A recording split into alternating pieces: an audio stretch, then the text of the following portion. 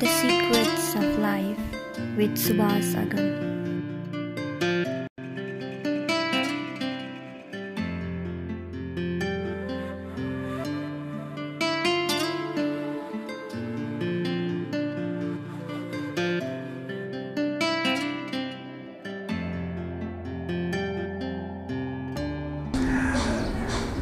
नमस्कार समादरणीय दर्शकवृन्द, स्वधर्म टीवी को प्रस्तुति कार्यक्रम द सीक्रेट्स अफ लाइफ अर्थात जीवन को रहस्य कार्यक्रम में हजुरहरूलाई स्वागत गर्न चाहन्छु। आज हम हिंदी में बात करेंगे क्योंकि हमारे साथ भारत से स्वामी शशिकांत सदैव जी आए हुए हैं और हम उनसे हिंदी में संवाद करेंगे। Let's welcome him. Swami ji नमस्कार and welcome to the show. प्रणाम, नमस्कार आपको, आपके इस चैनल को और इस कंट्री को मेरा बहुत बहुत प्रणाम। थैंक यू सो मच, आपने मुझे यहाँ बुलाया। और we are sitting just below the tree of Rudraksha, and we have Nepali Rudraksha for you. Oh, thank you so much. Thank you. It's honor. Thank you. Yeah, you are most welcome. Thank you. See, this is the Rudraksha exactly from this tree. Okay. Wow, very good. So it's the original Rudraksha. Yeah. Good. I'll keep it with myself. Yes. So nice to have you, and thank you very much for your time. हमें बहुत अच्छा लगा कि आपने हमारे लिए time assign किया। So as you are Osho सन्यासी and therapist, journalist, and you do lots of writing, blogging, you do lots of things, I know that. Poetry. Yeah, poetry as well. तो इस बार जब आप नेपाल में आए हैं, what is the purpose and what is the program? Could we know that? See, Osho धारा मैत्री संघ आपने सुना होगा जी। ये ओशो को जो चला रहे हैं ओशो धारा मैत्री संघ, इन्होंने मुझे इनवाइट किया है और आज भी एक छोटा सा सेशन है, कल भी है, लेकिन जो एक मेजर हम लोग का कैंप जिसे हम शिविर कहते हैं वो हमारा सोरहा में चितवन में होगा, जो कि 25, 26, 27, 28, 29। तो मैं तब तक 31 तक मैं नेपाल में हूँ, आज काठमांडू में हूँ। तो कुछ सेशंस कुछ घंटे के रहेंगे और कुछ मेन जो है जिसके लिए इनवाइट किया है वो चितवन सोरहा में होगा। And it is about here and now, क्योंकि ओशो ने कहा कि जो जीवन है वो वर्तमान में जीने का नाम है, अभी और यहीं पे नाम है। तो हम या तो पास्ट में जीते हैं या फ्यूचर में जीते हैं, चाहे हम कितनी भी टेक्निक्स कर ले। सब लोग कहते हैं स्वामी जी हमने कुंडलिनी किया, सक्रिय किया, लेकिन प्रेजेंट में नहीं जी पाते। तो प्रेजेंट में हम कैसे जिएं, उसकी एक आर्ट है। तो मेरी कोशिश है मैं वो डिलीवर कर पाऊँ विधियों के माध्यम से, काउंसलिंग के माध्यम से, थेरेपी के माध्यम से, कुछ गेम्स के माध्यम से, क्योंकि रचनात्मकता लाना, क्रिएटिविटी लाना मेरा उद्देश्य है कि ध्यान कोई एकदम नीरस चीज़ ना हो जाए कि बोर हो रहे हैं। तो I am here for that only, okay. How to live in present. Right. So nice. So as I already mentioned that you are a journalist and therapist and doing lots of thing around. हम जानना चाहेंगे कि आप ओशो से कैसे जुड़े and how that initiation happened. Okay, story बहुत लंबी है. I'll try to in short. मेरा ओशो जो संन्यास हुआ वो 6 वर्ष की उम्र में हुआ। यस। और मेरे घर में पेरेंट्स की तरफ कोई नहीं था। मेरे फूफा जी, मतलब मेरी बुआ के जो हस्बैंड है वो ओशो सन्यासी रहे हैं। तो जब मैं 6 साल का था मैं बॉम्बे घूमने गया, तो वहाँ पे ना शू रैक होता है जहाँ पे लोग अपने शूज़ उतारते हैं। तो मैंने अपना शू का लेस खोलने के लिए ना ऐसे रखा और एक हाथ मेरा वॉल पे था सपोर्ट लेने के लिए। तो वहाँ पर एक भगवान का पिक्चर लगा था, आपने देखा होगा, एक पोज है जिसमें ओशो का पाँव है और हाथ रखा हुआ है। तो वो दीवार पे था, मुझे करंट लगा, बहुत तेज करंट लगा, जबकि वहाँ पर कोई इलेक्ट्रिक बोर्ड नहीं था, कोई स्विच नहीं था, कुछ नहीं था। तो मेरी मदर ने कहा उनको, भाई साहब यहाँ कुछ इलेक्ट्रिक का कोई शॉर्ट सर्किट या कुछ वायर तो नहीं है? उन्होंने कहा कुछ नहीं है। कहते इसको करंट लगा। तो फूफा जी समझ गए, because since my childhood I am not a normal child. मैं बूढ़ा पैदा हुआ था, मतलब मेरे शौक़ बूढ़ों वाले थे, मेरे टेस्ट बूढ़ों वाले थे। मुझे ये लोग, ये संसार, ऐसी चीज़ें अट्रैक्ट, खेल खिलौने अट्रैक्ट नहीं करते थे। At the age of 3 year मुझे जब मैं 3 साल का था मैं गाने गाता था, वो गाने गाता था जो मैंने इस जन्म में नहीं सुने। मुझे 3 जन्म याद हैं अपने। I remember my 3 births. तो वो मैं गाता रहता था, तो उनको लगा कि कुछ तो डिफरेंस है, वो समझते थे। तो मुझे नीचे ही एक मलाड वेस्ट में मुंबई रहते थे, मुझे लेके गए। तो उन्होंने वहाँ पे एक सत्य बोधिसत्व स्वामी जी थे, जिनको लोग उस नाम से ज़्यादा जानते हैं, जयंती भाई के नाम से। अच्छा। ओशो जगत में लोग जो हैं तो पुराने सन्यासी। तो फूफा जी ने उनको बोला कि ऐसे ऐसे इनको भगवान के चरणों से करंट लगा है। तो उन्होंने मेरी ऐसे करके आंखें देखी और कहते हैं कि इसकी यात्रा बहुत पुरानी है और भगवान ने इससे अपना काम लेना है, सन्यास लेना है तुम्हें। अब 6 साल के बच्चे को, वो भी उस समय में 70s में, पता नहीं होता कि सन्यास किसे कहते हैं। तो मुझे नहीं मालूम तब सन्यास कैसे दिया जाता था, नहीं दिया जाता था, किसके हाथ में क्या राइट थे, क्योंकि ओशो तब जा रहे थे अमेरिका 80s में।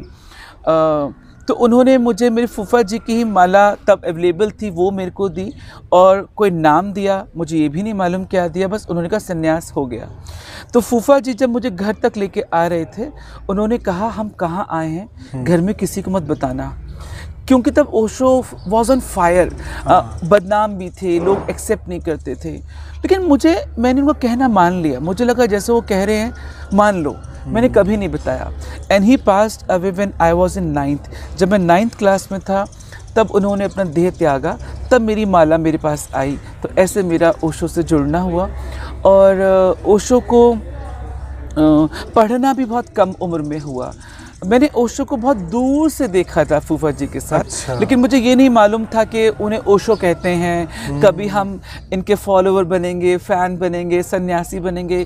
जैसे एक बच्चे के लिए बुड्ढा बाबा होता है, कोई सम ओल्ड आदमी, दुनिया देख रही है, हम भी देख रहे हैं। अच्छा। ऐसा था। बट मुझे नहीं मालूम उन्हें ओशो कहते हैं, उन्हें भगवान कहते हैं। कभी मैं भी इस लाइन में आके उनकी टीचिंग्स करूँगा, ये तब नहीं मालूम था। बट तो ऐसे मेरी शुरुआत हुई। वाह। So what about the poetry? When did you started that? Poetry भी मेरे ख्याल से वो लिखी नहीं जाती, मुझे लगता है वो आपकी रूह के साथ होती है। क्योंकि एक बात मैं शेयर करूं, पूरी तरह टूटे बिना दुख का मज़ा आता नहीं।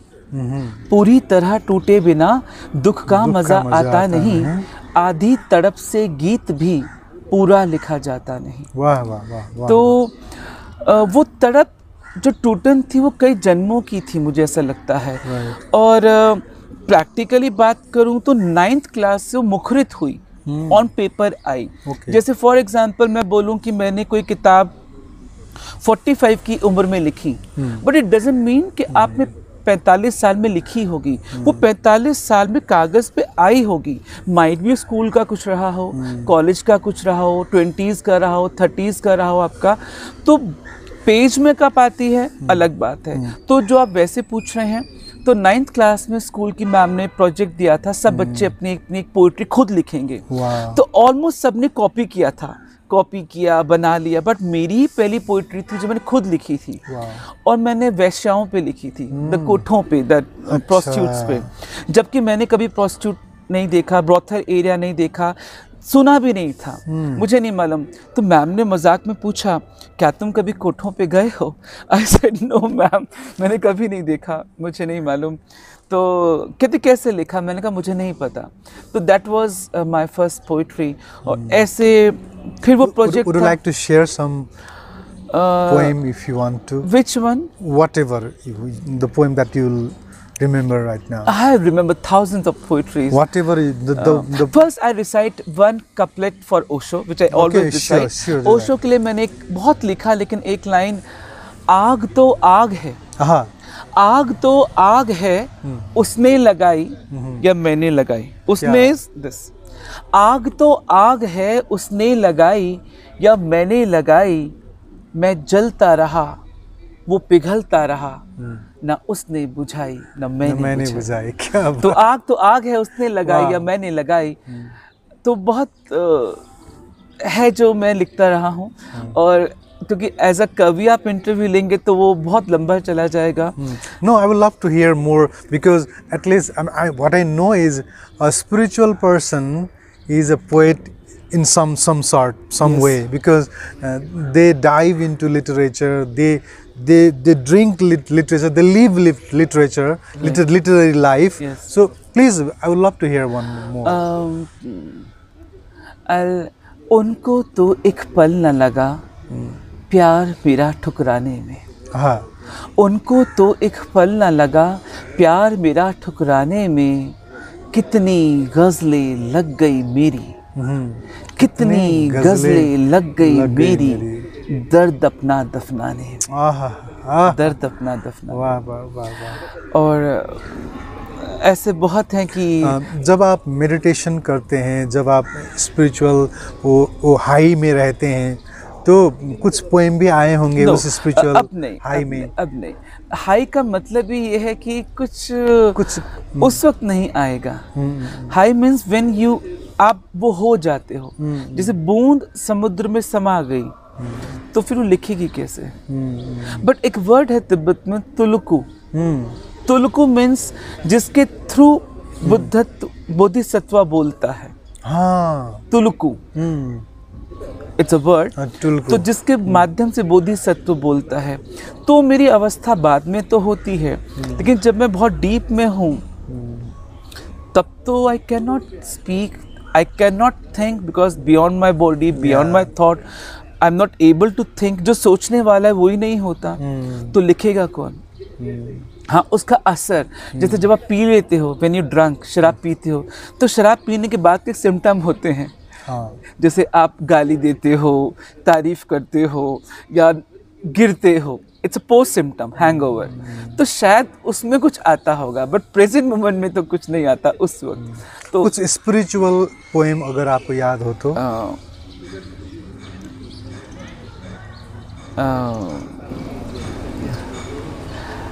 आपने वो धूप बत्ती देखी है? हाँ हाँ, धूप जलाते हैं जी। तो एक बार किसी ने मुझको बोला कि आप तिल तिल ओशो के प्रेम में जल रहे हैं। हाँ, तो मैंने उस पर लाइन ऑन द स्पॉट कही थी, ये जलने की पीड़ा नहीं, सुलगने की सुगंध है। ये जलने की पीड़ा नहीं, सुलगने की सुगंध है। वो बसा है मुझ में इस कदर, उसी का सारा छंद है। छंद इज पोएट्री। ये जलने की पीड़ा नहीं है, जो धीरे धीरे धूप बत्ती सुलग रही है, उसका धुआं उठ रहा है। ये जलने की पीड़ा नहीं, सुलगने की सुगंध है। वो बसा है मुझ में इस कदर, उसी का सारा छंद है। यूं हवाओं में मेरा तैरना, संग उसके मेरा डोलना, कुछ भी नहीं है ये तो बस उसका मेरा संबंध है। ये जलने की पीड़ा नहीं, सुलगने की सुगंध है। तो भक्त जो होता है, शिष्य जो होता है, प्रेमी जो होता है, वो जलता तो है, पर जलना वैसा जलना नहीं होता, वो तिल तिल सुलगता है। जलना तो और आसान है, जलाओ खत्म हो जाओ, बट सुलगना it is very painful. But panic नहीं है, सुगंध दे रहा है। धूप बत्ती अगर सुलगेगी नहीं तो टेस्ट नहीं देगी, लाइक अ सिगरेट। अगर वो पूरी जल जाए लाइक अ फायर तो टेस्ट नहीं देगी, लेकिन धुआं देगी तो टेस्ट देगी। सिमिलरली जो धूप बत्ती है, उसको तुम आग लगा के छोड़ दो तो आग से मज़ा नहीं आएगा, क्योंकि आग लगाओगे आप जो उसको बुझाना पड़ता है, सो दैट स्टार्ट फ्रेगमेंटिंग, वो खुशबू देना शुरू करे। बट उस खुशबू में वो तिल तिल ड्रॉप जलती है, उस जलने का एक अलग मज़ा है। क्या बात है। As I'm student of literature and music, I'm enjoying these things also because such a nice poetry. हमने भी ओशो के लिए नेपाली में बहुत से कविताएं लिखी, भजन गाया, इसीलिए हम एसोसिएट कर पाते हैं, इसीलिए हम पूछ रहे थे। I would love to know more about the spiritual awakening that happened in you, Swami ji. Like आपने 9 वर्ष के समय में 9 क्लास में जब आप थे, 6 क्लास में, तो आपको माला मिल गया था। यस सी, तो that is very much privileged है।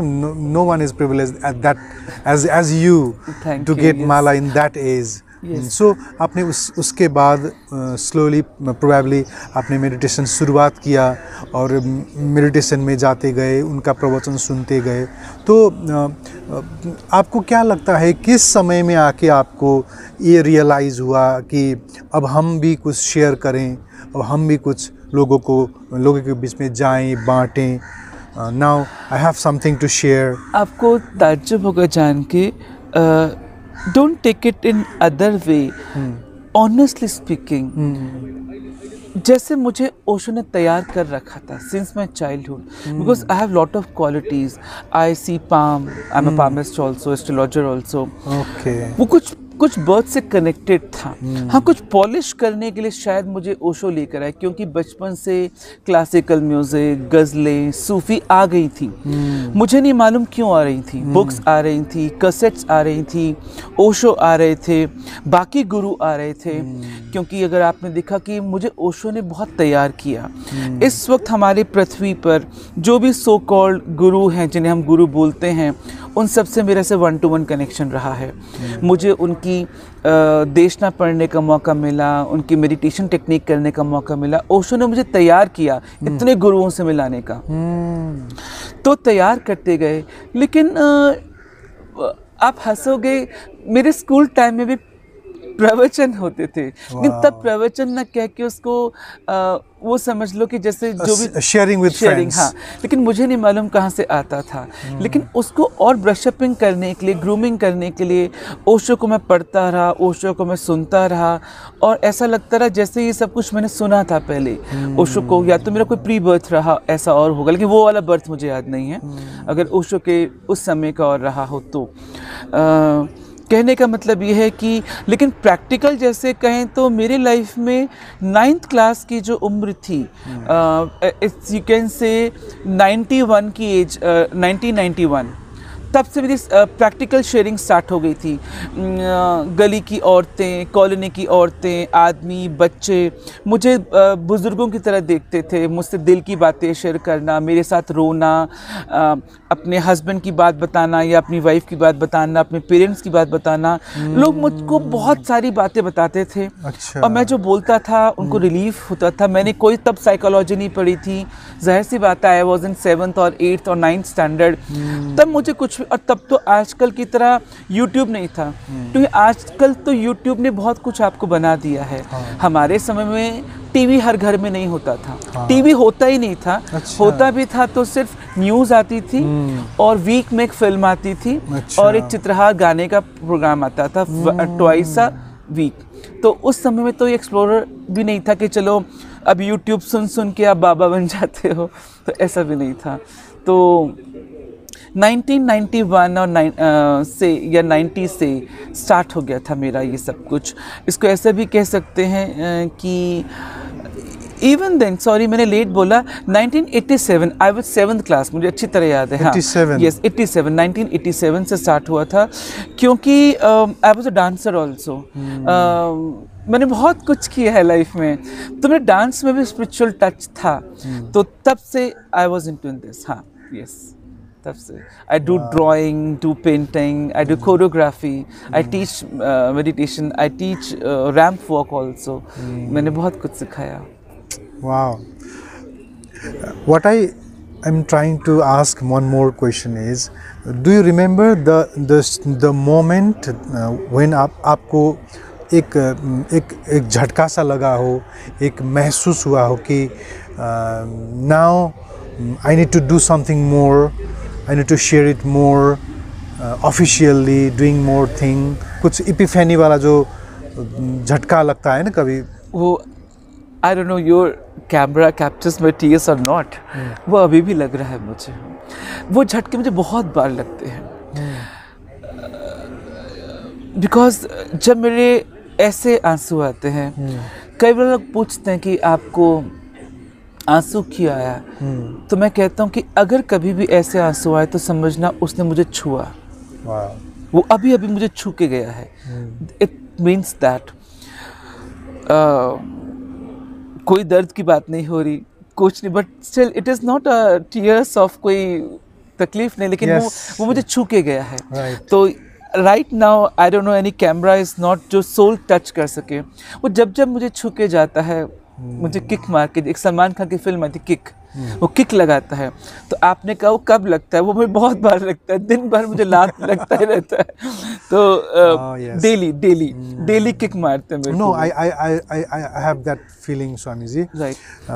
Being a musician, when I sit with my harmonium, जब हम हारमोनियम के साथ बैठते हैं और सुर बैठाते हैं, तो आलाप करते करते करते करते कुछ शब्द आ जाते हैं मन में, और उस शब्द के साथ कोई छूता है आपको, Right. और इतने आंसू गिरते हैं कि मतलब छाती पूरा भर जाता है आंसू से। कभी कभी ऐसा मुझे भी हुआ है। और उस समय जो शब्द आते हैं, that those words are not word that comes out of your mind, that is प्रसाद का कहते हैं ना, कुछ प्रसाद की तरह कुछ शब्द आते हैं। इसलिए मुझे भी ऐसा होता है। जब भी आए तो कभी भी गिरने मत देना, कभी भी। Always take it and test it, never drop it that. कभी भी ऐसे अगर आंसू आए तो गिरने नहीं देना चाहिए। ये मेरा खुद का अनुभव है। वो प्रसाद होते हैं, और ये सबूत है कि जिसे हम परमात्मा कहते हैं, जिसे हम दिव्य ऊर्जा कहते हैं, जो भी आप नाम देते हो, वो तुम्हारे साथ होके गया है, छू के गया है। और अगर वो बह रहा है, मैं आपको आंसर दे रहा हूँ ताकि आपके पास आंसर जब नहीं हो तो कोई पूछे क्यों रो रहे हो, तो इतने बोलना कि इतनी देर वो मेरे अंदर था, it was with me that time. और अगर वो ग्लिम्प रहा तो मतलब अभी अभी गया, तुम पकड़ लो, वहाँ तक पहुँचा होगा। तो ये रहता है। This is my answer, this is what I feel. Swami ji, जब हम ओशो के संबंध में बात करते हैं, ओशो एक ऐसा ब्रह्मांड है, उसके संबंध में लोग उनको गाली करके भी लोग पॉपुलर हो जाते हैं। और क्योंकि ओशो में इतना ऐसा अमृत है कि ओशो को गाली दो तब भी आप पॉपुलर हो जाते हो, आपको प्रसाद मिलता है। फिर भी there are so many people, so many spiritual people I have seen, I have interviewed, they look Osho in different way. Osho को अलग नज़रिया से देखते हैं और कहते हैं कि ओशो ने जो अंट संट बोला है, गलत बोला है। उन्होंने बहुत से मेडिटेशन टेक्निक को गलत बोल दिया, विपस्सना को गलत सिखा रहे थे, और उन्होंने बहुत से टेक्निक्स जो दिया उसमें कुछ साइंस नहीं थे। There are people still alive today who are talking this kind of nonsenses. पहली बात, हम क्यों चाहते हैं कि सभी लोग एक्सेप्ट करें? वो कभी किसी को नहीं करेंगे। इस पृथ्वी पे अगर हम हिंदू कल्चर की बात करें, एक शिव भगवान है, एक कृष्ण भगवान है, राम है, महावीर है, जैन है। क्या पूरी धरती शिव को मानती है?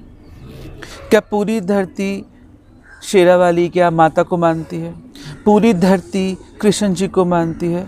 पूरी धरती जीसस क्राइस्ट को मानती है? पूरी धरती बुद्धा को मानती है? नो। वाई वी वॉन्ट कि पूरी धरती ओशो को माने, तभी हम मानेंगे? वाई? It's never possible. क्या कृष्ण जी में कोई खराबी है? जीसस में कोई खराबी है? बुद्ध में कोई खराबी है? शिव में कोई खराबी है? नहीं है। बट आप चाहकर भी नहीं चाह सकते कि ये भी सहमत हो, ये भी सहमत हो, ये भी सहमत हो, ये भी सहमत हो। मैं तब खुश होऊंगा जब सब सहमत होंगे Shiv ji is the best, या Vishnu ji is the best, या Buddha is the best. Why? First your question and desire is wrong. Never it happen. क्यों चाहते हो? क्यों चाहते हो? क्या ये उनके साथ संभव हुआ? वो तो चलो एक अलग ही। What my question is, I'm coming. I understand the question. अब हम आते हैं कि वो उनको गलत क्यों समझते हैं। एक तो ये हो गया कि पहले हमको ये समझना है, हम एक्सपेक्ट ही नहीं कह रहे, हाँ, कि आप क्यों चाहते हैं कि वो भी सही समझें। ये तो मूर्खता वाली बात। सही बात। अब मैं बोलूँ कोई विष्णु को क्यों नहीं समझ रहा, मैं कृष्ण जी का भक्त हूँ, तुम कृष्ण जी को समझो ना, शिव जी को मत समझो। राइट। एक बात। अच्छा, दूसरी बात ये आती है कि ओशो ने जो भी कहा है, वो जो पारंपरिक ट्रेडिशनल गुरुज थे उसकी छवि को तोड़ा इन एवरी सेंस। इधर अटायर, उनके कपड़े लगते हो, उनका बोलचाल हो, उनकी भाषा शैली हो, उनका आश्रम हो, उनकी टेक्निक हो। तो किसी सत्य को स्वीकारना आसान बात नहीं होती। दो वर्ड होते हैं, वन इज कॉल्ड गलत, वन इज कॉल्ड अलग। अलग अलग एंड गलत। कोई चीज़ अलग है, हाँ, इसका मतलब ये नहीं वो गलत है। राइट। ओशो अलग हैं, लेकिन हमने इनको गलत कह दिया। हम आदमी की हरकत ऐसी होती है, जैसे हमने बोला कि इस कपड़े को संतरी रंग का कपड़े का मतलब संत, अगर किसने काला पहन लिया तो जादूगर, हमने पीला पहना तो पुलिस। लेकिन अगर किसने अलग पहन लिया वो अलग हो सकता है, गलत नहीं हो सकता। बट हमारी एक कंडीशनिंग है, हमने जो भी चीज़ अलग देखी उससे हमने गलत बोल आराम से कह दिया। तो एक तो ओशो के साथ है कि ओशो का पहनावा, उनकी बोलचाल, उनके टॉपिक, उनका आश्रम, औरत आदमी का उठना बैठना, तो लोगों को एक्सेप्ट नहीं था। एक बात, जो भी लोग ओशो को गलत कहते हैं या कहते हैं उन्हें नहीं आता, गलत आता है, वो वही लोग कहते हैं जिन्होंने ओशो को नहीं पढ़ा। ये बात सच है, क्योंकि बीइंग अ जर्नलिस्ट एडिटर मैंने भी 1000 से ज़्यादा लोगों को इंटरव्यू लिया है, एंड टॉप मोस्ट सेलिब्रिटीज़ जिन्होंने भी ओशो की निंदा की है, ये उन्होंने की है जिन्होंने ओशो को ज़रा भी नहीं, अधूरा समझा है। तो इट्स बेटर कि आप मत समझो। अधूरा ज्ञान ज़्यादा हानिकारक है रादर देन अज्ञानता। जैसे मैं आपको नहीं जानता, इट्स ओके, ठीक है, लेकिन मैं आपको आधा जानूं तो आधा जानना ज़्यादा हानिकारक है।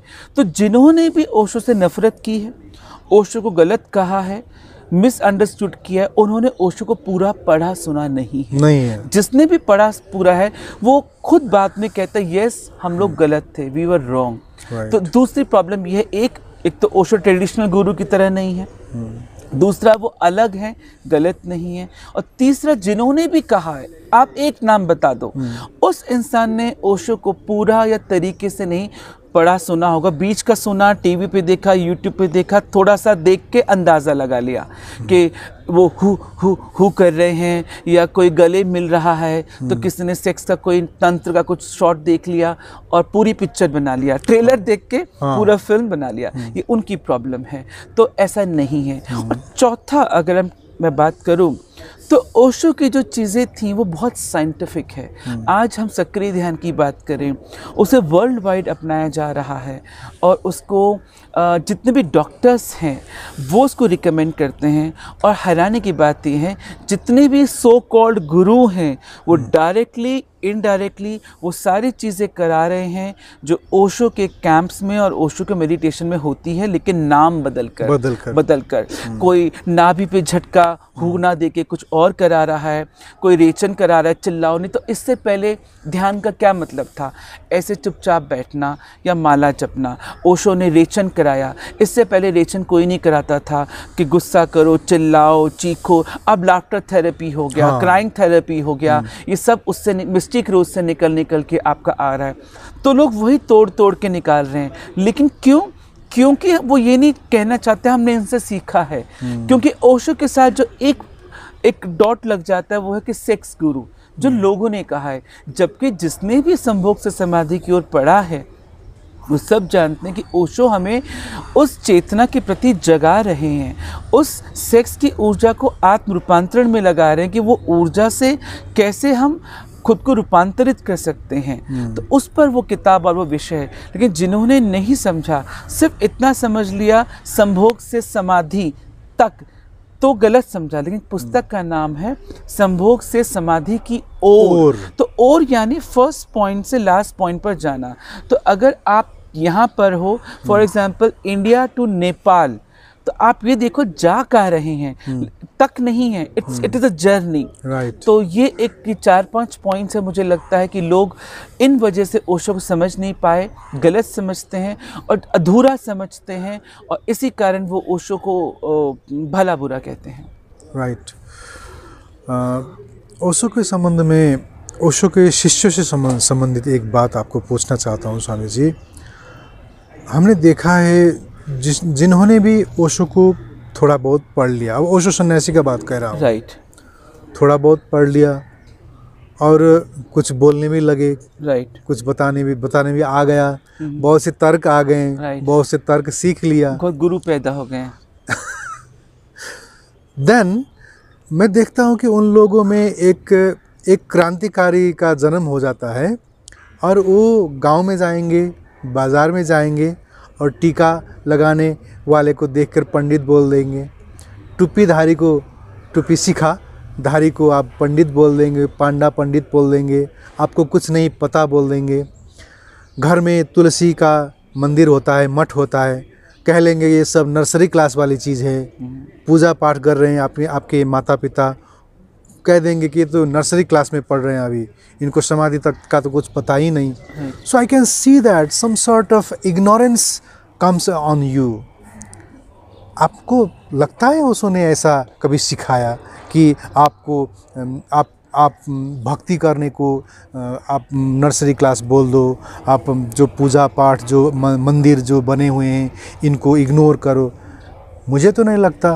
पहली बात, ओशो के जगत में, ओशो की भाषा शैली में, ओशो की अभिव्यक्ति में there is no word called no. निषेध नाम का कोई वर्ड नहीं है। ओशो ने हमें किसी भी चीज़ के लिए ना कहना नहीं सिखाया। से यस, यस भगवान, यस भगवान, यस मिलारेपा ने गाया है ना, यस भगवान, यस। क्योंकि ओशो कहते हैं तुम जिस भी चीज़ के लिए नो कहोगे उसके पीछे तुमने पीठ कर लिया। जैसे मैं बोलूँ ये अच्छा नहीं है, या ये भगवान नहीं है, या ये गंदा है, तो जिसको तुम गंदा कहते हो तुमने पीठ कर लिया। तुमने इसकी तरफ पीठ किया तो तुमने परमात्मा की तरफ पीठ कर लिया। वो हर चीज़ में है, हर जगह है, and you learn from everywhere. जब वो कहते हैं अपदीपो भवा, जब वो कहते हैं मानो नहीं जानो, तो जागो। आपको इतना बड़ा सद्गुरु कह ही नहीं सकता ये मत करो, ये खराब है। वो कहते हैं कि अगर तुम्हें कमल होना है तो कीचड़ से दोस्ती करनी पड़ेगी। तो कीचड़ तो तुम्हें सब जगह मिलेगा, तो कीचड़ तुम्हारा शत्रु नहीं है। He is your best lover basically, he is your best friend. इधर you don't want to become a lotus, या तो आप कमल बनने की कोशिश मत करो, कमल होने की चाह मत रखो। यदि आप कमल बनना चाहते हो तो कीचड़ को एक्सेप्ट करना पड़ेगा। मेरे से पूछो तो मैं तो कहता हूँ कीचड़ खरीदो। मैं तो मतलब राय दूंगा, अगर वो 1000 रुपीज़ का 100 ग्राम में मिलता तो खरीदो। क्योंकि अगर आपको कमल होना है तो कीचड़ आपको रखना ही पड़ेगा, एक्सेप्ट करना पड़ेगा और उससे ऊपर उठना पड़ेगा। तो जिसको जो लोग कहते हैं खराब है, ये गलत है, इसको नहीं मानना, ये बच्चों का है, नर्सरी स्टैंडर्ड है, ये बेकार है, नो, नथिंग इज़ बेकार। उसको चखो और ऊपर उठो। लाइक अ लेडर, सीढ़ी होती है, तो सीढ़ी कितनी भी सुंदर हो, खराब हो, पाँव रख के चढ़ जाओ, रुको मत, स्टेबल मत रहो। ना तो ये कहो बुरी है, गंदी है, हम बेकार हो गए, ना ही ये कहो वाओ मज़ा आ गया, बहुत सुंदर है, चलो यही रह जाते हैं। ठहरना नहीं है, रुको, मज़ा लो, सीखो, अनुभव लो, ऊपर चढ़ जाओ। तो take it as a step. तो हर चीज़ को सीढ़ी बनाओ, किसी भी चीज़ पे रुको नहीं, और निंदा और निषेध किसी चीज़ का नहीं, स्वीकार भाव, एक्सेप्टेंस। ओशो ने बहुत से विषय में बोला है, भक्ति में बहुत बहुत अच्छी तरह से मीरा में बोला, और कबीर को, सांख्य अष्टावक्र को लेकर बोले, फिर बुद्ध में बोले और मेडिटेशन के संबंध में इतनी गहराई से बोले। फिर एक दिखा जैन फकीर के संबंध में, फिर जो उलटवासी होती है और संत के, उसमें बोले। तो बहुत से साधना की विधियों में जाके हर विधि के संबंध में जब बोला तो ऐसे बोले कि उसी से ही आप तर जाओगे, उसी में ही रह जाओ, उससे ज़्यादा ऊपर, उसके ऊपर अब कुछ भी है ही नहीं। राइट।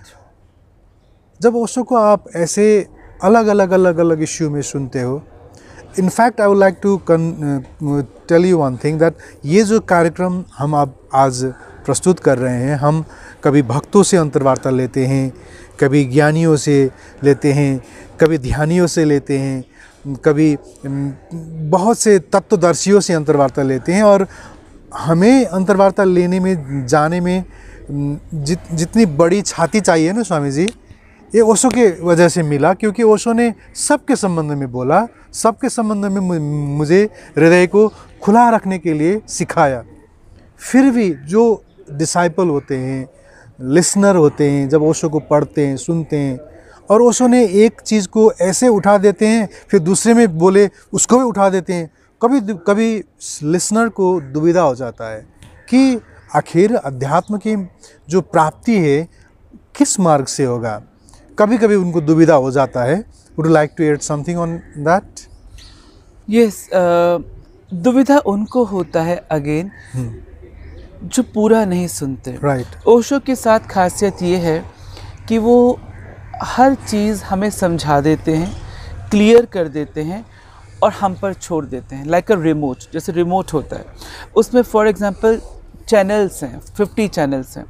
मैं बोलूँ फर्स्ट को दबाओगे तो न्यूज़ आएगा, सेकंड को दबाओगे कोई प्रवचन आएगा तो ये बनोगे, थर्ड को दबाओगे तो कार्टून आएगा, ये इससे ऐसा बन जाओगे, फोर्थ को दबाओगे तो कुकरी सीखोगे, कुक अच्छे बन जाओगे, फिफ्थ को दबाओगे तो फैशन टीवी आ जाएगा, सिक्स्थ को दबाओगे कोई पॉर्न मूवी आएगा फॉर एग्जांपल। वो सब समझाएंगे, इससे ये फ़ायदा है, ये नुकसान है, ये फ़ायदा है, ये नुकसान है, ये करोगे ऐसा बनोगे, ये करोगे ऐसा बनोगे, पूरा पोस्टमार्टम करके समझा देंगे। लेकिन ओशो कभी ये नहीं कहेंगे इसको देखो उसको मत देखना। ये ओशो का दर्शन नहीं है। वो पूरा रिमोट आपके हाथ में देंगे, चेतना आपके हाथ में देंगे, सोच आपके हाथ में देंगे, समझ आपके हाथ में देंगे। अब अंकुश और बोध आपके हाथ में है। अगर आप कल को बहुत अच्छे कुक बनते हो तो इसलिए बनोगे क्योंकि आप 5 नंबर का कुक चैनल देख रहे थे, या उसमें आपका इंटरेस्ट था। हाँ, तो ओशो कहते हैं तुम ये कल को तुम मेरे को जिम्मेदार नहीं कह सकते। या कल को तुमने न्यूज़ देख के बहुत अच्छे तुम करंट अफेयर के ज्ञाता बन गए, तो just because you have chosen that channel. और कल को तुम अगर संत बनते हो तो तुमने वो चैनल चुना था जो तुम्हारे हाथ में था। कल को तुम रेपिस्ट होते हो या कल को कुछ पॉर्न देखते हो कि तुमने पॉर्न देखा। तो ओशो सब कुछ बोल के आपको बाध्य नहीं करते, इसलिए ओशो कहते हैं एक दिन तो मेरे को भी छोड़ देना, बल्कि मैं मिल जाऊं मुझे भी मत पहचानना। राइट। तो ऐसा होता है। तो जिनको शॉर्ट कट चाहिए होता है वो ओशो पे छोड़ देते हैं कि भगवान ने कहा था ये करो, भगवान ने कहा था वो करो, लेकिन वो पूरा कोर्स नहीं कर रहे। राइट। तो जैसे आपको समझना चाहिए वो बुद्ध आपको वहाँ तक प्रिपेयर करते हैं। तो जब लोग ध्यान की विधियाँ नहीं करते, थोड़ा थोड़ा सुनते हैं, थोड़ा इस किताब से थोड़ा उस किताब से थोड़ा, तो कंफ्यूज होते हैं। बट अगर आप पूरा करते हो, जैसे इसको आप ऐसे समझो, बुखार होता है और आपको एक वायरल होता है, तो वायरल में डॉक्टर कहते हैं 7 डेज़ का कोर्स पूरा करो। बेशक हो सकता है 3 दिन में बुखार कम हो जाएगा, बट 7 डेज़ पूरा करना, नहीं करोगे तो बुखार वापस होगा। तो कुछ लोग समझदार होते हैं जो बुद्धत्व को प्राप्त हो जाते हैं, वो 3 दिन दवाई खा के बाद में नहीं खाते, विच इज़ रॉन्ग। डॉक्टर कहता है कि आप 7 डेज़ का कोर्स पूरा करो, तो वो हम लोग नहीं करते, वो समझदार लोग ही करते हैं। तो सिमिलरली अगर आपको ओशो को समझना है तो पूरा समझो, ठीक से समझो, अपना ये जो मगज है उसको कम लगाओ और अधूरा सुन के कोई निष्कर्ष मत निकालो। जैसे ओशो को भक्ति पे सुनो तो लगता है कि भक्ति होनी चाहिए, ध्यान पे सुनो तो कुछ और लगता है, मनोविज्ञान पे समझो तो कुछ और लगता है, कभी परमात्मा बाहर दिखता है, कभी पर कृष्ण में, तो कभी हम ही अहम ब्रह्मास्मि की बातें करें तो कंफ्यूज हैं कि मीरा की तरह भक्ति करें, गुरु को ढूंढें, तो कभी हम खुद ही गुरु हो जाएं। तो ये सब कुछ एम्प्टी वेसल्स साउंड मच, जो थोड़ा थोड़ा भरता है, खाली होता है, वो ज़्यादा बचता है। तो एक तो ओशो की ध्यान विधियाँ करो, पूरा सुनो, अपना दिमाग हाँ जिज्ञासा रखो, लेकिन कचरा मत करो। तो वो सिर्फ इसीलिए होता है कि लोग ठीक से सुनते समझते नहीं हैं और ओशो को दोष देते हैं। आप किसी भी सीरीज़ को पूरा सुना करें, चाहे ताओ सुन रहे हैं, चाहे अष्टावक्र सुन रहे हैं, चाहे भक्ति पलटू सुन रहे हैं, चाहे इंग्लिश की सीरीज़ सुन रहे हैं, कि लोग अपने पसंद से सुनते हैं और पसंद से सुनने के बाद वो याद रखते हैं, 2 बातें याद रखते हैं, या तो वो हमारे लिए अच्छी हो या हमें दूसरे को सुनानी हो। जो दूसरे को सुनानी वो बहुत याद रखते हैं, क्योंकि हमें मज़ा आता है ना कि देखो ओशो ने ऐसा कहा, तुम ऐसा नहीं करते, तो लोग ऐसे सुनते हैं। तो ओशो को, मेरे एक और वीडियो है, आप इस चैनल में नीचे बता दीजिएगा। उसके मेरे चैनल के थ्रू आप देख सकते हैं कि ओशो को सुनना एक कला है। आप ओशो को कैसे सुने, क्योंकि ओशो को सुनना लोगों को नहीं आता। लोग क्या करते हैं, दिन भर थक जाते हैं, ऑफिस से आते हैं, दुकान से आते हैं, और फिर कहते हैं कि हम ना रात को ओशो का ऑडियो चलाते हैं और बड़ी प्यारी नींद आती है। मुझे इतनी हैरानी होती है, हाँ। जो ओशो जगत को जगाने आया था, तुमने उसको स्लीपिंग टैबलेट बना दिया। हाँ। मतलब वो ओशो ना हो गया, नींद की 2 रुपए की गोली हो गया, और तुम कह रहे हो कि हम बहुत प्यार से सोए। आई एग्री, क्योंकि ओशो की आवाज़ और आवाज़ के बीच का पॉज इतना सुंदर है, वो ध्यान में ले जाता है। लेकिन आप इतने थके हो, आप उसको नींद की गोली की तरह ऐसे इस्तेमाल करते हो, और वो इतनी अच्छी बात कर रहे हैं, आपके लिए कुछ टर्निंग पॉइंट ला रहे हैं, कुछ सूक्ति दे रहे हैं कि आप जाग जाओ, और थोड़ी देर शुरू हो जाता है उनका। तो आपने अपमान किया गुरु का। गुरु की वाणी इसलिए नहीं होती, गुरु की वाणी जगाने के लिए होती है, लेकिन आप सो जाते हो। It is wrong. Right. Osho को सुनने के लिए आपने जो बात कहा वो बहुत अच्छा कहा आपने स्वामी जी। ओशो को सुन के लोग गुरु हो जाते हैं। आजकल ओशो के जगत में बहुत से गुरु आए हुए हैं, और ओशो ने कहीं आपने भी अभी जिक्र किया ना कि मुझे भी एक बिंदु में पहुंच के मुझे भी छोड़ देना। फिर ओशो ये भी कहते हैं कि जिंदा गुरु को होना ज़रूरी होता है। Right. Living master will guide you. So living master, जिंदा जो चैतन्य जो गुरु होते हैं, चैतन्य गुरु के पास जाना, ताकि वो आपका हाथ पकड़ें और आपको समझाएं कि बेटा तुम्हें ऐसा करना है, बेटी तुम्हें ऐसा करना है।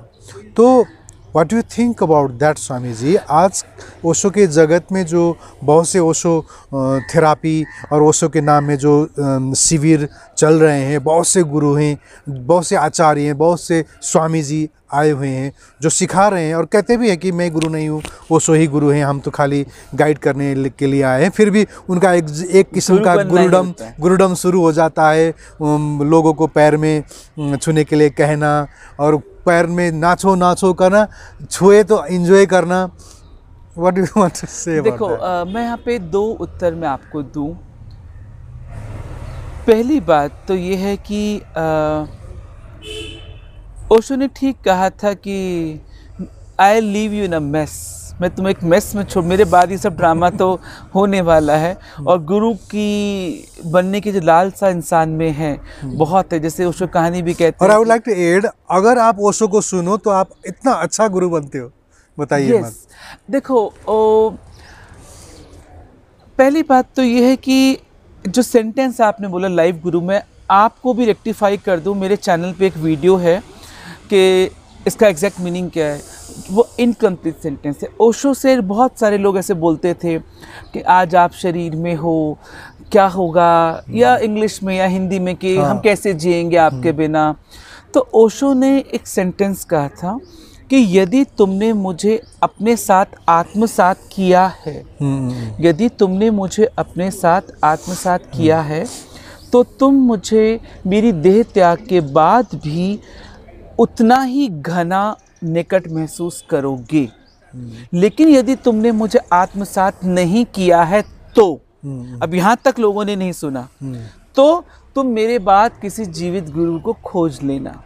तो ये जो सेकंड सेंटेंस है, मेरे बाद जीवित गुरु को खोज लेना, लोग एक एक्सक्यूज़ लेके चलते हैं कि ओशो तो खुद कह गए हैं कि मेरे बाद जीवित गुरु खोज लेना।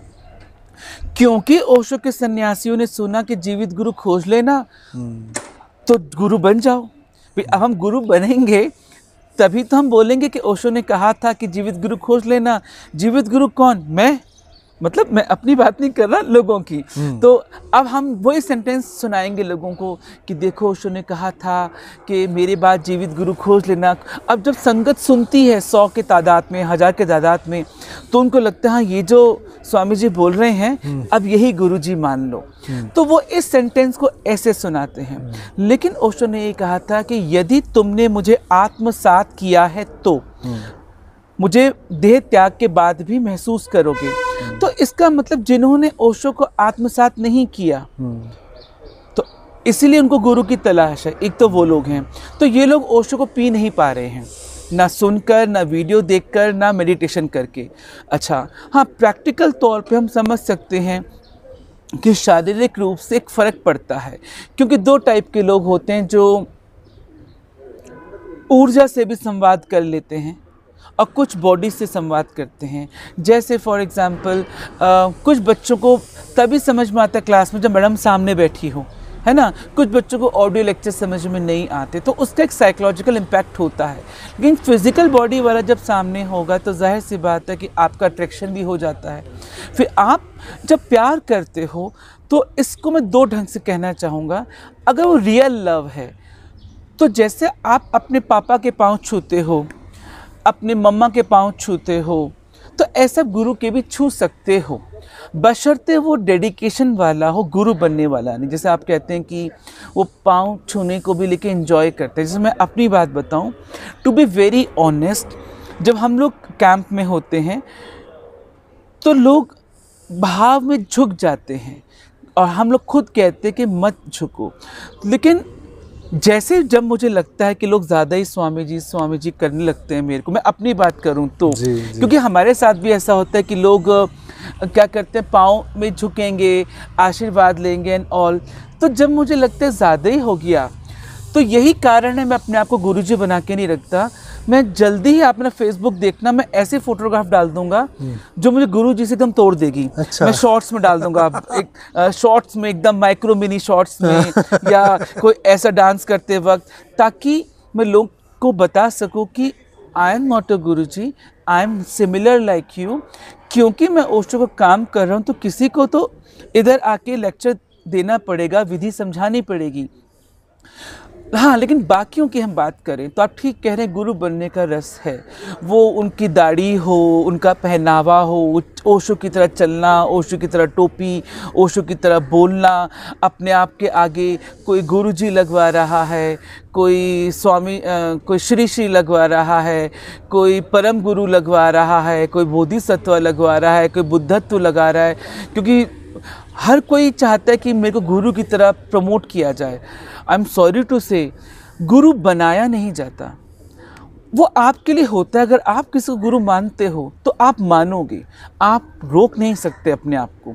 तो मुझे लगता है कि जो रियल में गुरु की कैपेबिलिटी रखता होगा ना, वो अपने आप में रखता होगा। वो पैंट टी शर्ट में भी दिखाई देगा आपको। अब जय कृष्ण मूर्ति जो रहे वो कोई उसमें तो नहीं होते, दाढ़ी में या अपने भगवा वस्त्रों में। और ओशो को भी देखो, जब ओशो ने वो दूसरी ड्रेसेस में है या बाइक पे हैं, गाड़ी चला रहे हैं, कुछ भी हैं, तो ऐसा ज़रूरी नहीं है। मुझे लगता है कि इंसान का जो ध्यान है वो दिख जाता है। और मैं अपनी बात इसलिए कर सकता हूँ क्योंकि मुझे अपना पता है कि बीइंग अ फैसिलिटेटर, झुकते हैं लोग पाँव में, गले मिलते हैं, रोते हैं, शक्तिपात से गिरते भी हैं, बट आई हैव नेवर, जिस दिन मुझे लगता है कि लोग मुझे गुरु मानने लगे हैं, उसी दिन मैं कुछ ऐसा शुरू कर देता हूँ फेसबुक पे कि वो एक दूरी बन जाए and I am like a normal. तो मैं अपनी जिम्मेदारी मैं अपना बता सकता हूँ। जैसे अगर आपने लेटेस्ट देखें, जो मैं रील्स बनाता हूँ वो एकदम मॉडर्न होंगी, जैसे एक आम लड़के की होती है, वैसे मेरा नेक्स्ट ईयर आई बिकम 50। तो ताकि लोगों को मैं दिखाते रहूं कि मैं तुम्हारी तरह हूं, मैं गुरुजी नहीं। हाँ, उसके बावजूद कोई मानता है, it's their headache, but I never portrait myself. तो this is what I want from other, कि उनको ओशो का एक फैसिलिटेटर बन के, एक दूत बन के, एक सन्यासी बन के ही करना चाहिए। लेकिन मैं बताऊं कि ये भी एक सत्य है कि यदि आप में कुछ है तो लोग आपको मानने लगते हैं। जैसे आप सिंगर हैं, आपने बताया, आप किसी को शिष्य नहीं भी बनाए तो रियल में अगर आपको लोग प्यार करते हैं, गुरु मान लेंगे, ये सच है। लेकिन ये बहुत कम होता है। जो आप कह रहे हैं वो है ढोंग, ड्रामा क्रिएट करना, तो वो भी होता है। लेकिन फिर हम कहते हैं कि गेहूं के साथ घुन पिसता है या खरपतवार भी उगता है, तो वो चलता है, वो हमेशा चलेगा। मुझे लगता है आप रोक नहीं सकते। लेकिन ऐसे जो नकली गुरु हैं उनके भांडे रोज फूट जाते हैं, चाहे वो अपने हिंदू धर्म में हो या अपने ओशो जगत में हो। या तो किसी का आश्रम नहीं चल रहा, या किसी का आश्रम टूट गया, या किसी के ग्रुप में डिवीज़न हो गया। इट शोज़ कि आप नकली गुरु थे। राइट। आपकी चर्चाएं कैसी हो रही हैं, आपके वीडियो कैसे एक्सपोज हो रहे हैं, आप पे कोर्ट केस कौन से लग रहे हैं, आप ही के सन्यासी मित्रों ने कोई केस लगा दिया, शो उसके आप क्या कर रहे हैं? आज हम जो इस मुलाकात के लिए, इंटरव्यू के लिए जो बैठे हुए हैं, आप ओशोधारा संस्था से यहाँ पर कार्यक्रम करने के लिए आए हैं। ओशोधारा मैत्री संघ से आए हुए हैं। तो जाहिर सी बात है, ओशोधारा संस्था का जो परिचय है वो सबको पता ही है। तो आप अभी ओशोधारा के आचार्य हो या इसके संबंध में लोग पूछना चाहेंगे जिज्ञासा करेंगे, इसीलिए मैं सबको इतना बता दूं, टू बी वेरी ऑनेस्ट, मैं अब तक इसी बात के लिए पहचाना जाता हूँ कि मैं, चाहे वो बहुत डिवाइडेड है, पूना वाले हो, धारा वाले हो, ओशो वर्ल्ड वाले हो या तपोवन वाले हो, ये बहुत बड़ी बड़ी चीज़ें हैं। मैं क्लियरली बता दूँ, वैसे सब जानते हैं, जो नहीं जानते, because I am very well known, मैं ओशो वाला हूँ। ओशो वाला हूँ, हाँ, क्योंकि ओशो वाला हूँ इसलिए ओशो जहाँ जहाँ होंगे, फिर वो तपोवन में हो, चाहे वो कम्यून में हो, चाहे वो आपके धारा में हो, XYZ में हो, मैं वहाँ हूँ, क्योंकि जहाँ जहाँ ओशो हैं। बट ये सब जानते हैं, मेरी जो साधना पथ मैगज़ीन रही है, मेरी बुक्स रही है कि शशिकांत सदैव स्वामी सबके हैं, इसको पूना वाले भी प्यार करते हैं, इसको धारा वाले भी प्यार करते हैं, तपोवन से आनंद अरुण जी भी प्यार करते हैं, एवरीबडी लव्स हिम अलॉट। और यही कारण है मेरे ऊपर आज तक कोई ब्लैक स्पॉट नहीं है कि उसका भेजा दूत है, या ये इनको प्रमोट करता है, या तपोवन को प्रमोट करता है, या धारा को प्रमोट करता है, या कम्यून को प्रमोट करता है। लोग ऐसा करते हैं क्योंकि जिसमें बुराई दिखी, मेरे वीडियोस अवेलेबल हैं, मेरी बुक्स अवेलेबल हैं, मेरे ऑडियोज़ और मेरी मैगज़ीन अवेलेबल है। जिसमें कमियां थी, मैंने सबकी कमियां गिनाई, सबकी खराबियां गिनाई, उंगली उठाई, आवाज़ उठाई, और जिसमें अच्छाइयां हैं मैंने उनकी अच्छाइयां आगे करी। उन लोगों ने क्या क्या योगदान दी वो मैंने किया, बिकॉज मेरे लिए ओशो इम्पॉर्टेंट है। अगर कोई मेरे मास्टर का काम करता है, आई एम देयर स्लेव, मैं उनके लिए नौकर हूँ, मुझे कराओ काम। लेकिन कोई ओशो काम में मिलावट करता है, मैं उनको नहीं छोड़ता। मैंने किसी को नहीं छोड़ा, जिसने चाहे वो ध्यान विधियों में खराबी करी हो, ओशो में खराबी की हो।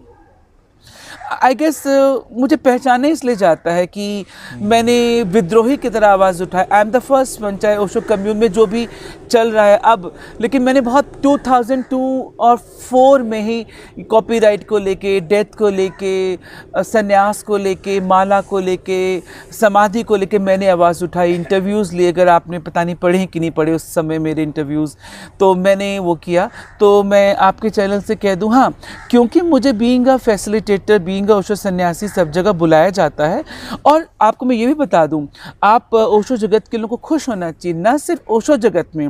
मेरा कैनवस ओशो जगत जितना नहीं है, फिर वो चाहे ब्रह्मा कुमारी हो, आर्य समाज हो, जैनी समाज हो, श्वेतांबर समाज हो, निरंकारी समाज हो, सब जगह मुझे बुलाया जाता है। इट्स नॉट ओनली ओशो समाज। तो उधर मुझे जाना होता है एंड मैं बातें करता हूँ लोगों से। तो ऐसा नहीं कि मुझे वहीं जाना है। तो सब तरफ मेरा जो इमेज है, तो मैं ओशो वाला हूँ। इधर मुझे ओशो धारा मैत्री संघ ने बुलाया, मैं इधर हूँ। मुझे कोई चर्च में बुलाएगा, मैं तब भी जाऊँगा। तो मैं किसी प्रमोशन में नहीं हूँ कि मैं इसके खिलाफ हूँ और इसके पक्ष में हूँ। आज धारा वालों ने बुलाया है, मोस्ट वेलकम। मुझे 2 साल पहले तपोवन में आनंद अरुण जी ने बुलाया था, आई वॉज देयर। मुझे माँ अमृत साधना पूना बुलाती रही है, और अभी इससे पहले मैं जयपुर होके आया हूँ। अभी इसके बाद मैं फिर ऋषिकेश जाऊँगा, मेरा फिर गुजरात है।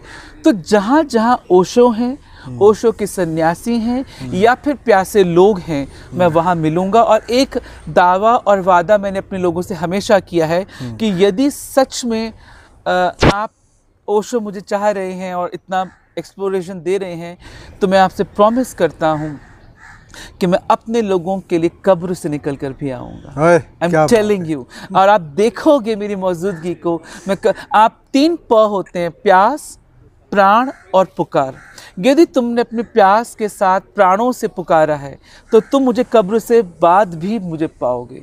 मेरा दावा है एंड वादा है, promise to each and every, and not only Osho sannyasi, because मेरे लिए ओशो सन्यासी या ओशो लवर काफ़ी नहीं है। मेरे लिए पूरा जगत होना चाहिए। आपने क्या बहुत खूब कहा कि मैं ओशो वाला हूँ। हाँ, ओशो वाला हूँ मैं, इसलिए Wonderful सबका line. हूँ, इसलिए मैं सबका I हूँ। love that line. जिसने मुझे बुलाया है मैं वहाँ आऊँगा। कोई मुझे बुलाए मैं बोलूँ ओहो इसमें नहीं जाना क्योंकि ये तो ऐसा कर रहा है। अगर वो ओशो के काम में मिलावट भी कर रहा है तो मैं इसलिए जाऊँगा क्योंकि देखो इनडायरेक्टली जो कॉल आई है वो ओशो से आई है, इनडायरेक्टली कॉल ओशो से आई है। तो हो सकता है ओशो कुछ काम कराना चाहते हो। ठीक। अगर मुझे डंडा लगाना है उधर तो हो सकता है कि मैं वहाँ पे कुछ गलत देखूंगा तो मैं बोल के भी आऊँगा, और अगर मुझे अप्रिशिएट करना है तो मैं जी। बोल के आऊँगा। आपने जी लास्ट ईयर जब ओशो धारा का जो डिवाइड हुआ था उस समय आपने शैलेंद्र जी से इंटरव्यू किया था, तो हमने आपको उस इंटरव्यू की वजह से उसके बाद आपको नोटिस किया था। तो you have seen this incident from very close as you are living also in India. आप वहीं रहते हैं। नो मैं धारा में नहीं रहता। नहीं इंडिया में रहते हैं, दिल्ली, राइट। इंडिया में रहते हैं, तो हमसे ज़्यादा आप वहाँ के गतिविधियों से परिचित भी हैं।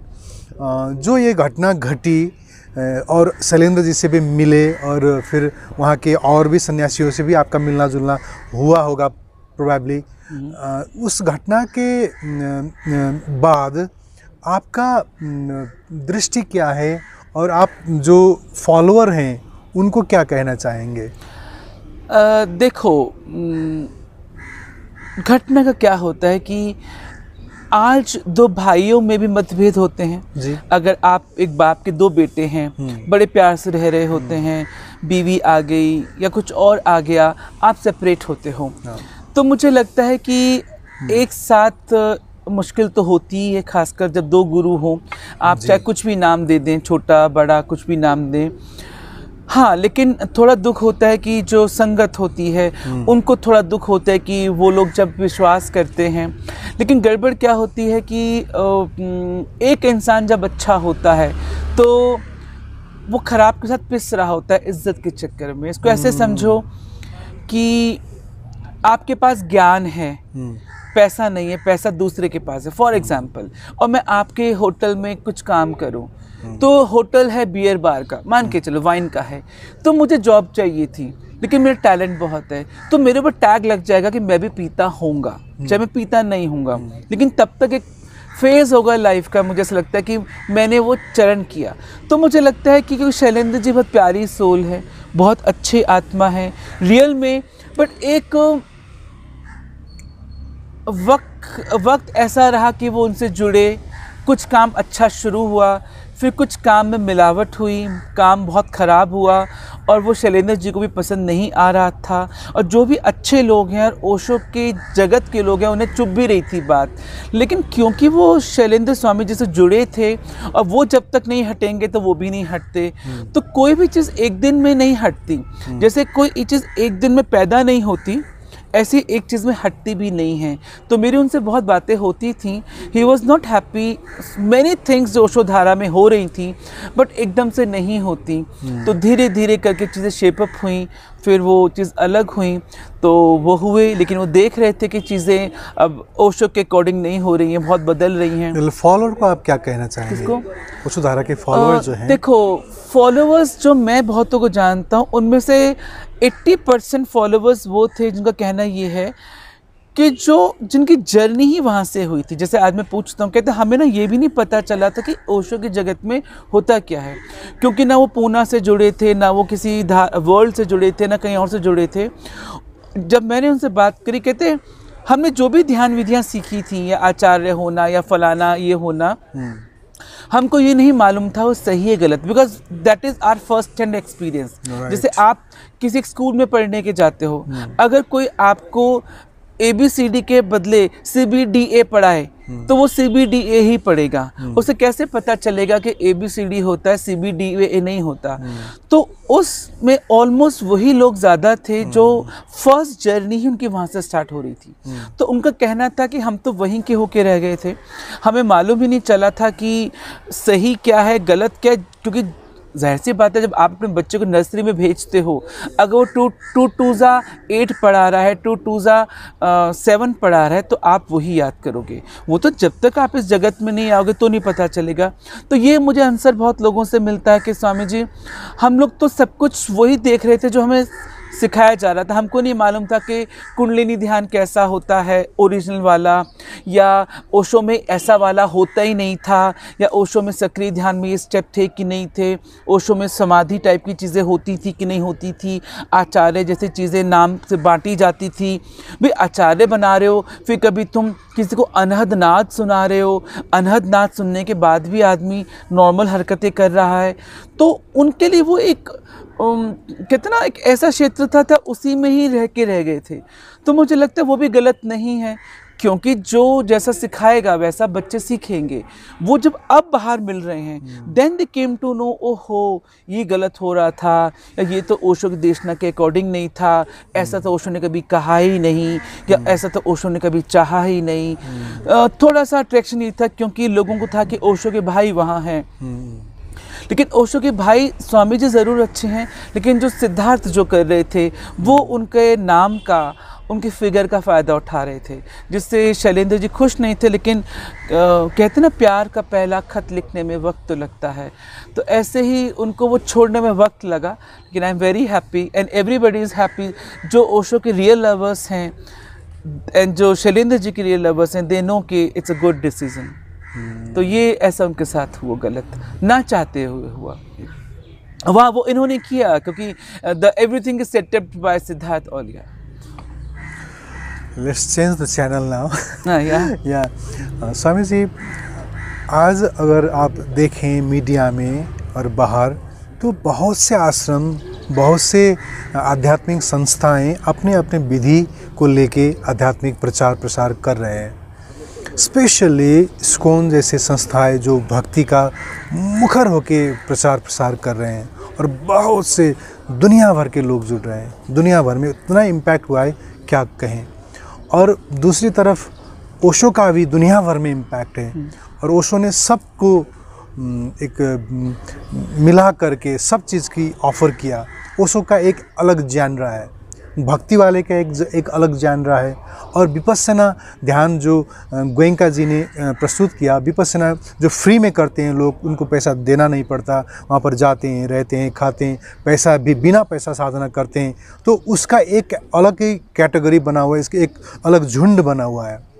तो लोगों को लगता है कि एक तरह से ओशो वाले हैं जो पैसा लेके साधना करवाते हैं, और वहाँ पर अपना किस्म का एक जैनरा है, एक कॉलर है उसका।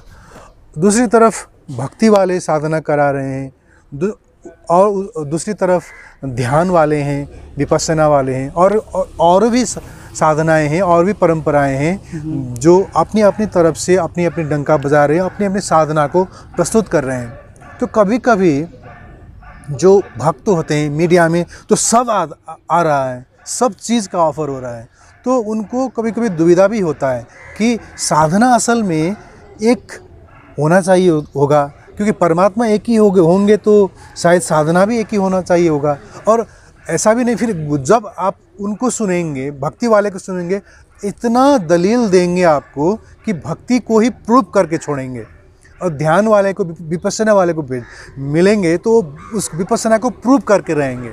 तो फिर जो सुनने वाला होता है वो कंफ्यूज हो जाता है कि हम कहाँ जाएं, कौन मार्ग से जाएं। तो इस मामले में ही ओशो बेस्ट है। क्यों?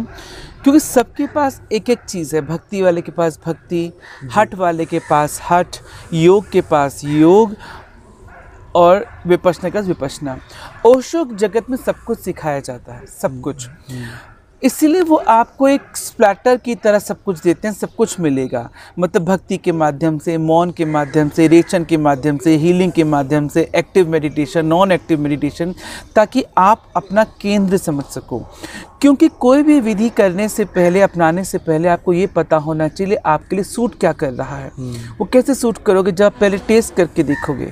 लेकिन बाकी जगह क्या होगा कि आपने इतने साल विपश्यना कर लिया, आपको लगा हम तो बहुत अजीब ही शांत नेगेटिव हो गए हैं, ये हमारे लिए नहीं बना, या हमने बहुत ज़्यादा भक्ति कर ली तो ऐसा लग रहा है इन्होंने घर छुड़वा दिया और भाई बहन बना दिया सबको। तो वहाँ पे इतना कलर कैनवस इतना बड़ा कलरफुल नहीं है। लेकिन ओशो जगत का कैनवस बहुत कलरफुल है। आपको सब कुछ मिलेगा कैंप में, या कि आप उछल कूद करके देख लो, नाच के देख लो, साइलेंस बैठ के देख लो, विपश्यना करके देख लो, जोरबा करके देख लो, 21 दिन के नो माइंड करके देख लो। आपको अपना केंद्र ही नहीं पता होगा कि आपका टेस्ट क्या है, तो आप उसको कंटिन्यू कैसे करोगे। तो यही रीज़न है। कई बार कुछ कहते हैं स्वामी जी मेरे को तो एक्टिव बहुत अच्छा लगता है, कुछ लोग कहते हैं स्वामी जी मुझे एक्टिव में भी क्या है, डांस बेस्ट है मेरे लिए।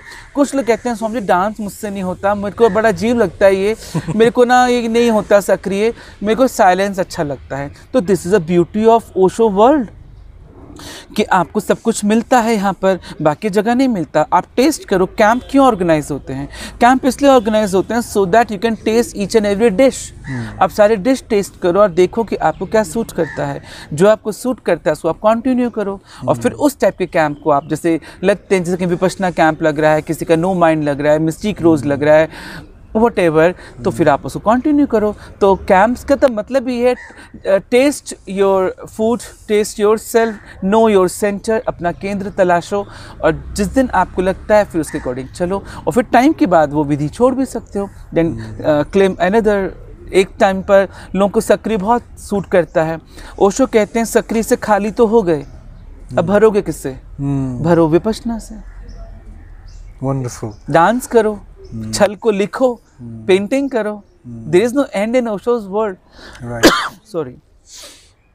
हमारे कार्यक्रम का नाम द सीक्रेट्स ऑफ लाइफ है Swami ji.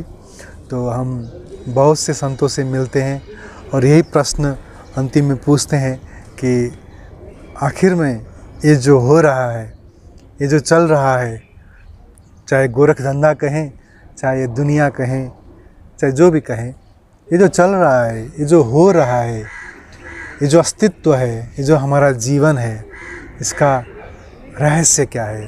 What is the secret of our existence, this existence, and what is the reason behind our existence? इसका सबसे बड़ा रहस्य है वो ये है कि हम इस जीवन में आकर जीवन को जीते हैं, लेकिन जीवन कहाँ है वो समझ नहीं पाते। हम इस जीवन में आकर सुख को बाहर ढूंढते हैं, लेकिन सुख कहाँ और किसको मिलता है, वो सुख भोगने वाला कौन होता है, वहाँ तक हम नहीं पहुँचते। हम इस जीवन में आकर परमानेंट बनना चाहते हैं, बट वो परमानेंट कौन हो पाता है, वो कहाँ है, वो ही नहीं देख पाते। तो ये जो चीज़ें हैं, परमानेंट होना, सुखी होना, उसमें समा जाना उस परम सुख में, तो ये हम जो बाहर ढूंढ रहे हैं उसकी यात्रा हम खुद शुरू नहीं करते। हमको लगता है कि सब कुछ बाहर है, हमको लगता है कोई प्रोवाइड कराएगा, हमको लगता है कि अभी ये जी लो जो बाहर दिख रहा है वो बाद में कर लेंगे। लेकिन सुखी सब रहना चाहते हैं, खुश सब रहना चाहते हैं, शांत सब रहना चाहते हैं और पावरफुल हर कोई बनना चाहता है, शक्ति, दिव्य शक्ति। लेकिन सारी ही चीज़ें आपको बाहर से मिल नहीं सकती। ये कहाँ से मिल सकती हैं? एक और किसको मिलती है, वो किसको कौन है, ये किसको कौन है जो लेने के लिए बैठा है, और वो कहाँ से आया है, वो कहाँ चला जाएगा। ये रहस्यों का रहस्य है। तो इसी को आप यदि समझ लें इस चैनल के माध्यम से, कि जिसे ओशो कहते हैं कि हम कहाँ से आए हैं और वापस कहाँ जाएंगे, ये लेने वाला कौन है, ये देने वाला कौन है, उसके समीप हो जाना, उसमें समा जाना और देखते रहना जो हो रहा है कि I am just a watcher, सब घट रहा है। यही रहस्य है।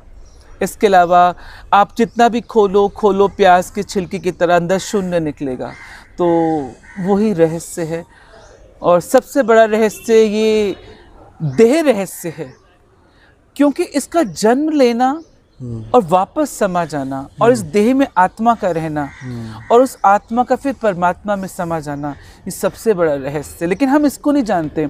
हम तो टेस्ट इसको जानते हैं, हम कान से सुनना जानते हैं, नाक से सूंघना जानते हैं, हक करना जानते हैं, लेकिन जो रियल रहस्य है, इनको जो भोग रहा है और तृप्त नहीं हो रहा, भटक रहा है, वो कौन भटक रहा है और क्या पाना है जिसको भोग कर भी नहीं हम भोग पा रहे, वो परम सुख, वो रहस्य है। Thank you very much, Swamiji. It was It's my really pleasure. wonderful to meet you, and I really had a wonderful time with you. अंत में हमारे दर्शकों के लिए कुछ हमने जो पूछना अगर भूल गए हैं, कुछ आपको कहना है तो प्लीज़। अगर आप ऐसा कहोगे तो इतना कुछ है मेरे कैंप्स में। आप देखें तो एक तो आप YouTube पे आप मुझे देख सकते हैं, बहुत सारे प्रश्नों के उत्तर मिलेंगे आपको। लेकिन इस चैनल से जुड़े सभी दर्शकों को मैं एक चीज़ कह दूं, ये जीवन बहुत मुश्किल से मिलता है। You are the luckiest person on this planet। कई लोग मुझे पूछते हैं स्वामी जी हमारा लक साथ नहीं दे रहा। मैं आपको ये बोलूं कि आप जीवित हो, इस पृथ्वी पर हो, इससे बड़ा लक क्या होगा? क्या ये काफ़ी नहीं है कि तुम इंसान बन के आए हो? क्योंकि यदि आप इंसान बनकर आए हो तो इसका मतलब आपके लिए सारे अवसर खुले हैं। आप कुछ भी हो सकते हो। आप डांसर हो सकते हो, राइटर हो सकते हो, आतंकवादी हो सकते हो, संत हो सकते हो, कुक हो सकते हो, आप कुछ भी हो सकते हो। तो जब आप इंसान के रूप में आए हो, आपके लिए सारी संभावनाएं खुली हैं। तो इस जीवन का आदर करो। इसी शरीर के अंदर आत्मा होती है, इसी आत्मा के माध्यम से हम परमात्मा को उपलब्ध होते हैं। शायद यही कारण है कि देवता भी शरीर में आने के लिए तरसते हैं।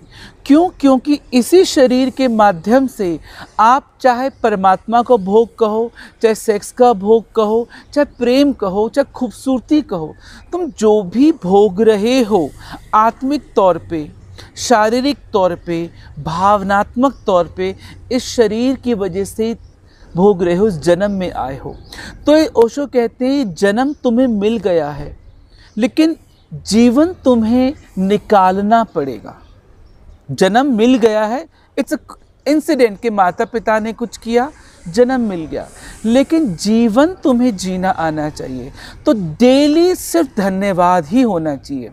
शिकायत आप देते क्यों हो और किस बात के लिए देते हो समझ नहीं आता।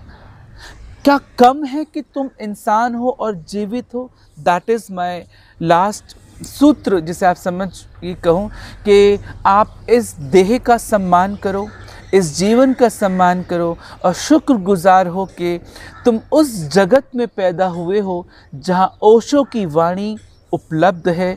तुम सुन सकते हो, पढ़ सकते हो, उन्हें देख सकते हो। क्योंकि यदि आप मुझसे पूछें ओशो कौन है, यूँ तो मैंने 7 किताबें लिखी, लेकिन एक सेंटेंस कहूँ, ओशो जिसके माध्यम से परमात्मा बोला है। वाह, क्या जैसे हम कहते हैं कि प्रकृति हमें खाना खिला रही है, यानी भगवान हमें भोजन दे रहा है, वो सह रहा है, धरती सह रही है, बारिश हो रही है, भगवान हमें अमृत दे रहा है। तो भगवान की बहुत डेफिनेशन है। भगवान फूलों में खिल रहा है, भगवान पानी बन के प्यास बुझा रहा है, भगवान फूलों की सुंदरता में। तो भगवान अगर बोलता होता तो कैसा होता? तो मुझे लगता है कि ओशो परमात्मा की आवाज़ है। यदि परमात्मा बोले तो वो ओशो जैसा ओशो ही होगा, और ओशो की आवाज़ परमात्मा की आवाज़ है। तो आप लकी हैं कि ओशो की ऑडियो वीडियोस अवेलेबल हैं। आप देखें, सुने और इस जीवन और जन्म का सम्मान करें, सत्कार करें, स्वागत करें। Thank you so much. Thank you very much, Swamiji. It was such a wonderful time to be with you. I really enjoyed it. Thank you so very much for your time, and we'll meet again. कौन किसको पता है फिर हमारा कहाँ मुलाकात हो। अगर हो सके तो हम फिर मुलाकात करके फिर संवाद करेंगे। Thank you very much. Thank you so much. जय हो। थैंक यू वेरी मच दर्शकों। Thank you very much Bobby. My wife is behind the camera. Thank you very much Bobby, and thank you very much all of our beloved viewers for your time. Jai Osho. Namaskar.